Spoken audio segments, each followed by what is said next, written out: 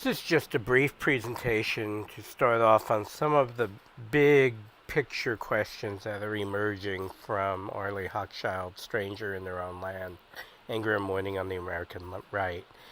I'm going to focus on what's called the Great Paradox, which is a major structuring dynamic of this book. And to do that, we need to kind of go through what that is and then try to figure out, well, what might be explaining or causing this paradox. Well, first, you got to define it. The paradox basically is the states that need the federal government most and the states that are most dependent on the federal government tend to be what so-called red states. These red states are poorer, lower levels of education, the higher rates of divorce, obesity, shorter life expectancy, all sorts of sort of indicators of stress or lower quality of life, often summarized in what's called the Human Development Index. And Louisiana, the place that Hochschild decided to focus on in her study, is the second worst in the country, second worst state. And so the question is, why would Louisiana, who is so dependent on the federal government, they get more money from the federal government than they pay in? Also a state that tends to be dominated by this conservative culture that is anti-government. So this paradox, the very people who are both dependent already and in greatest need of assistance, are those who are most opposed to government help, frames much of this book. Just a real quick side note on the approach of Hochschild. She's a sociologist, University of California, Berkeley, has written many books and has conducted many studies on various aspects. This was sort of continuing the same methodology.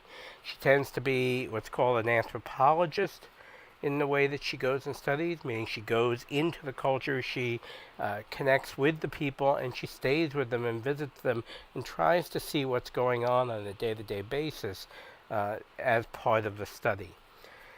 Her concern is what she calls this empathy wall, which is each side of the ideological divide has a basic understanding and narrative of the other side, and neither tends to see a commonality nor is willing to entertain that the other side has an important point. And so she uses this idea of the empathy wall, the wall that she has between her friends who are conservatives in Louisiana and their wall between their worldview and hers, is being used by Hochschild as a way to more deeply understand why we have this great paradox. So, suspect number one, go back to capitalism, that a free market, unfettered activity by business, as Adam Smith, laissez-faire as we call it, is perhaps one of the suspects that capitalism necessarily forces companies to do things on the cheap. When they do things on the cheap, meaning the greatest revenue for the lowest cost, that means that they're going to sort of create problems for the objects of their activity. In this case, people who live in the area where all the oil transporting and drilling and fracking is going on. Well, recent developments criticizing capitalism have sort of fallen into several categories. I've come up with two. One is this idea that there's this problem in recent capitalism of welfare capitalism. The other one is that there's crony capitalism.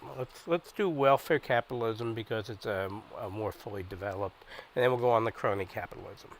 Welfare capitalism is the critique of modern capitalism that says, look, neoliberal economics creates this situation where there are global markets and that multinational corporations have an obligation not to any particular sovereign state like the U.S., but to their shareholders, their owners of that company, and that the interests of that company doesn't necessarily coincide with the interests of a government.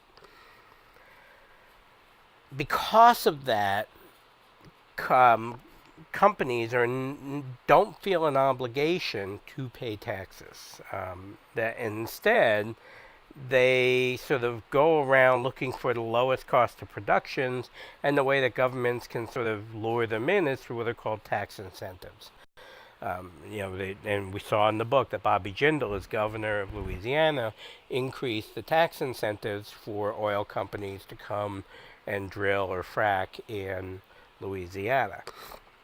You also have to give companies money to stay where they are, like we saw with Donald Trump negotiating with the Carrier Corporation through the governor Mike Pence. The sort of incentives to keep some of the jobs that were going to go to Mexico in Indiana. The other aspect of welfare capitalism is that increasingly business sectors are dominated by a small number of companies, and the monopolistic tendencies of things like oil or airline or cable or other sorts of industries is an important development in the contemporary capitalism that creates an unfair advantage for the company over the masses. Sort of a deeper, or at least a more profound critique of capitalism that sort of might be the suspect, or that might be pointed to, is this idea called crony capitalism. Paul Krugman of the New York Times, Bernie Sanders as a Democratic candidate, but also Robert Reich, who's mentioned in this book, believe that there's now it's not really welfare capitalism where companies are making money by getting government to give them stuff. But it's actually crony capitalism, where the politicians need money for campaigns and elections and re-elections.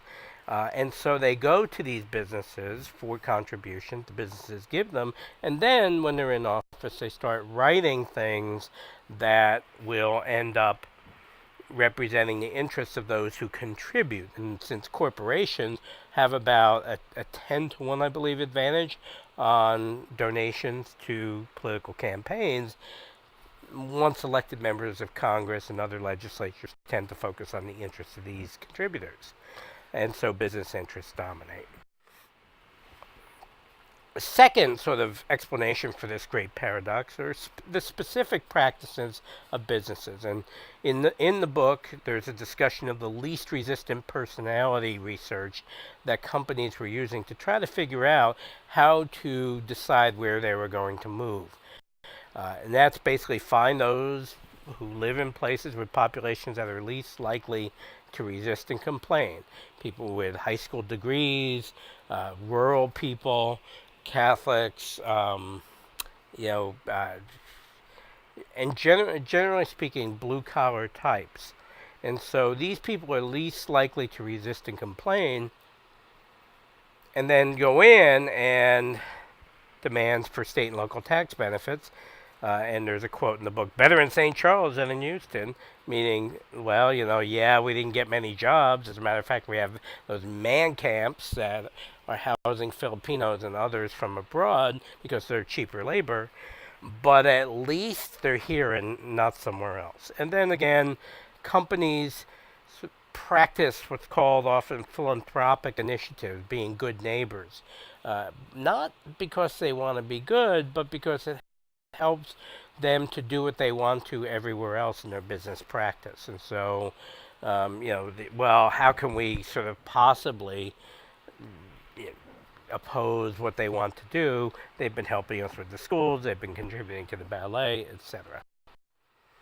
A third possible suspect in why we have the great paradox are basically the reality of ideological politics. We live in a much more ideological period. You've come of age, most of you, in a period of what we call party polarization. And so ideology has become more important, not less, over the past 20, 25 years. And I just want to remind you what an ideology includes. First, and this is important, an ideal vision or a utopian vision of the world. Second, a diagnosis for the current state of affairs.